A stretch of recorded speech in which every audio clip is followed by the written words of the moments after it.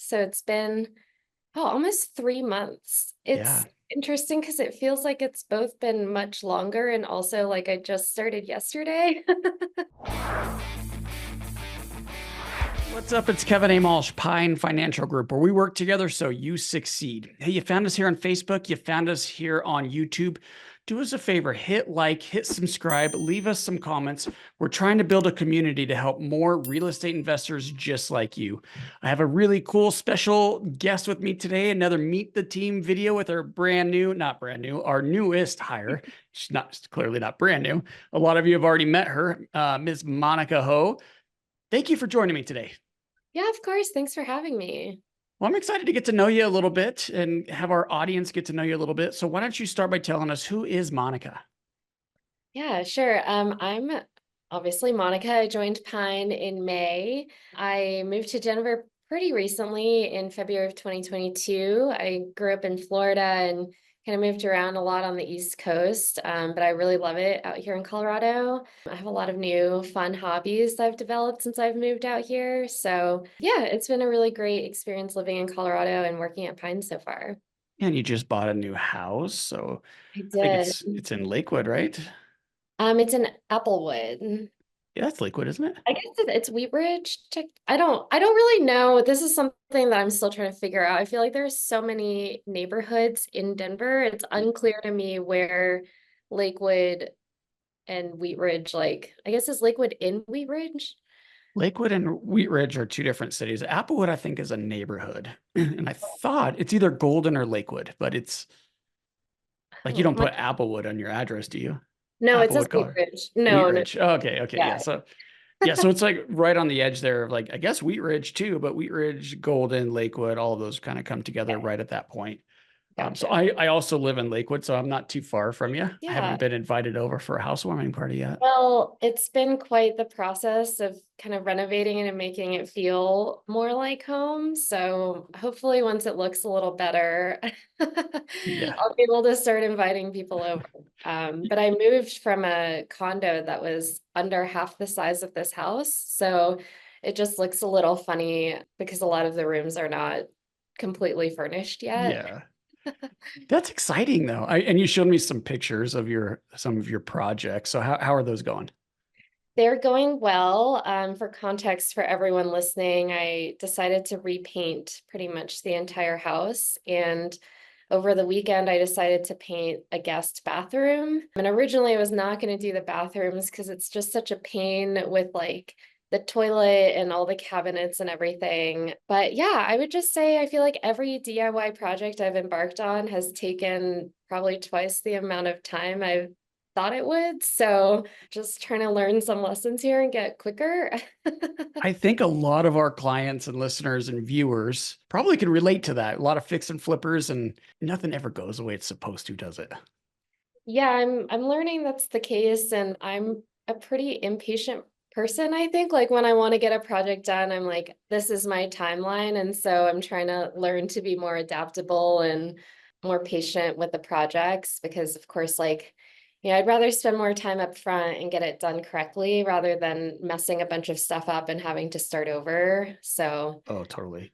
yeah, so lots So of trips to Home Depot and Ace. yeah, I do remember that. Like, so I've owned many, many homes, and I've moved, and I was moving every 2 years because of the Sure. tax benefit. But every time you move in, you want to do something different to the house. So I've made my fair share of trips to Home Depot and Lowe's for my own primary home, as well as all the fix and flips I've done. So I get that. You said early on that you had picked up some new hobbies. So tell me about that. Yeah, so I moved out to Denver because I really love skiing, which I really only started doing about 4 years ago. I was living in New York at the time and had gone up to Montreal for a trip in December and went skiing there. And it was just really fun. And then some of my friends had moved to Colorado, so I came to visit during the winter and got both the Icon and Epic passes and skied like 32 days that season. Wow. And so I've really loved that. I've now gotten into backcountry skiing. So I've done one hut trip, looking to get some more in this upcoming winter.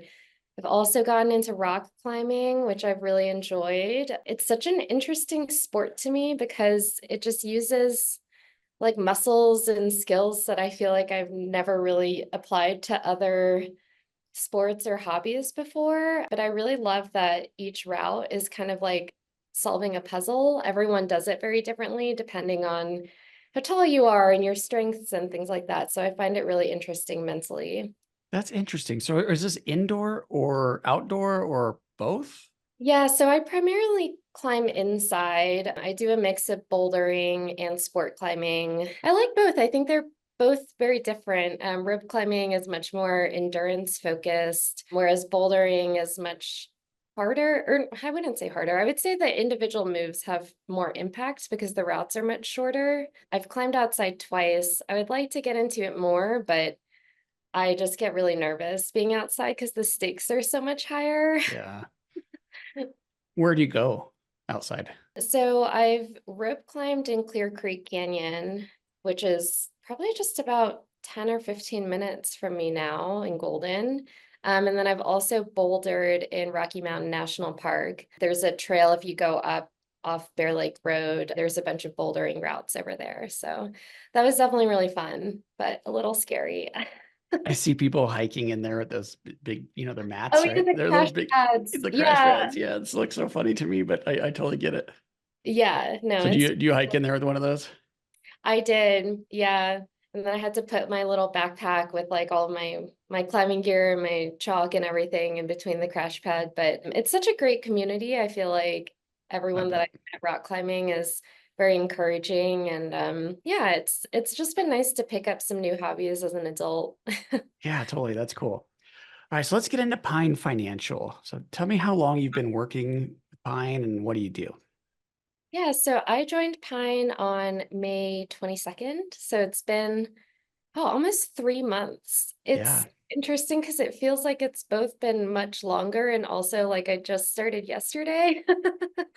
Yeah, so I was hired to help with investor relations. So since joining, I've been helping with kind of developing some marketing materials for our investors and working with prospective investors and existing investors that have questions. I really love working in investor relations. I feel like it's a really dynamic role and that I learn something new at every company that I work at. Every, product is very different and it's really nice working at Pine and getting to work with a variety of investors. I think it's pretty rare for, an alternative asset manager to have investor products for a lot of individual investors and even non-accredited investors. I honestly haven't worked at a firm that's had any products for non-accredited investors. So it's really nice having that more kind of personal touch, getting to chat with people, understanding their goals and what they're looking to gain out of their investments. Yeah, and you bring up a good point here about your experience. I think I just flew right past that on accident. Do you want to maybe back up and tell me a little bit about your professional experience? Yeah, sure. So I actually studied accounting in college and in a former life was a CPA and worked in public accounting at Ernst& Young. That's where I started my career. I was there for about 6 years. And then I transitioned into the private credit industry. So I was working at a direct middle market lender that worked with private equity sponsors and would originate loans that banks typically wouldn't originate to these portfolio companies. So slightly different from real estate, investor lending, but still similar in that, after the financial crisis, banks obviously really changed their underwriting standards and what it makes sense for them to originate versus not. So I think that that's a really cool solve to the issue. So I have a lot of experience working in private credit, but typically the institutional investors that I've worked with are, large pension plans or insurance companies. So it's very different from working with people that you've established a relationship with, 15 years ago. And so it's been really nice to chat with people and hear that they've had, such a good experience and that they love working with you. It's just a very different touch. Whereas, sometimes on the institutional side, it can be, strictly business and just a very different conversation. So it's been a really great kind of addition to my work experience on this side. Yeah, that's it. And I'm really excited to work with you. And I know you and I worked fairly closely together because we're both so focused on raising capital. And all my experience has just been like self-taught and raising from individual investors. And you bring this experience about working with institutions, and I'm really excited to learn about. So I guess I just wanted to share that with you. I'm really excited to be working with you. Thank you. Um, Likewise. so with our clients, our investors, people that you work directly with, give me something that they could do that would help you with your job. Something they could do. Just I don't invest know. more money with us. Yeah, I guess just invest more money with us. Everyone has been so nice. Honestly, like I'm used to really intense and specific questions and diligence. Like, I want a sample of your loan files and I want to see, your detailed track record. And, it's so clear that this industry and company was built on developing quality relationships. And so it's actually been so easy from my side. Whenever I call people and introduce myself to them, they're all, really excited to meet me over the phone or via email. And, everyone's just been so positive. So I can't think of anything right now, I guess, other than investing. Yeah. Okay. So why would somebody want to invest with us? Like I said, I think that we offer really unique products for people who probably wouldn't be able to go into like a BlackRock or a Blackstone type real estate fund. Oftentimes the barriers to entry at really large asset managers like that are very high.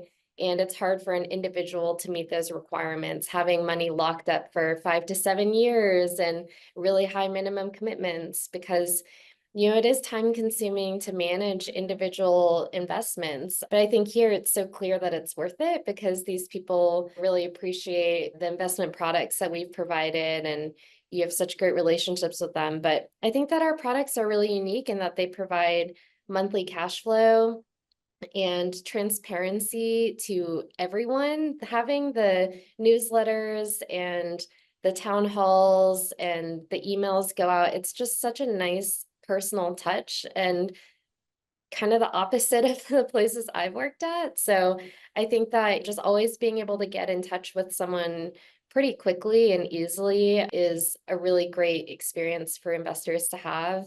I think oftentimes it's hard to decide what you want to do with your money. So it's just, you feel more assured when you get to talk to someone and really understand the product. So I think that having a safe product to invest in that gives you monthly cash flow is a great option right now, especially given how volatile the stock market has been.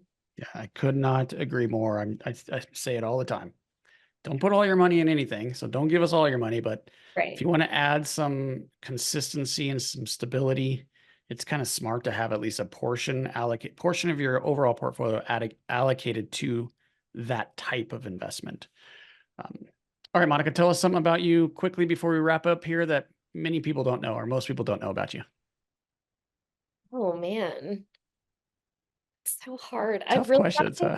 I've really gotten into cooking recently. Well, since I moved to Colorado when I lived in New York, I didn't really have a real kitchen. Everything was like kind of tiny. So I've been cooking my way through Samin's cookbook. It's Salt, Fat, Acid, Heat. There's also a docuseries on Netflix where she travels around and kind of explains her philosophy around making recipes. So I've been slowly making my way through that cookbook. Oh, that's exciting. I didn't know that. So Yeah. cool. All right. How do people get a hold of you? If they want to invest, they want to work with you. Yeah. How do we reach you? You can always call us at the office or you can reach me by email. My email address is monica@pinefinancialgroup.com. And Monica is just Monica at pinefinancialgroup.com. Well, Monica, thank you so much for your time and introducing yourself to our viewers. Really appreciate you doing that. And I really appreciate, again, working with you. So thank you so much. And for the viewer, if you haven't yet, hit like, hit subscribe, help us out. We want to build a bigger, better channel to help you make money. Thank you. Yeah, thank you. All right, bye.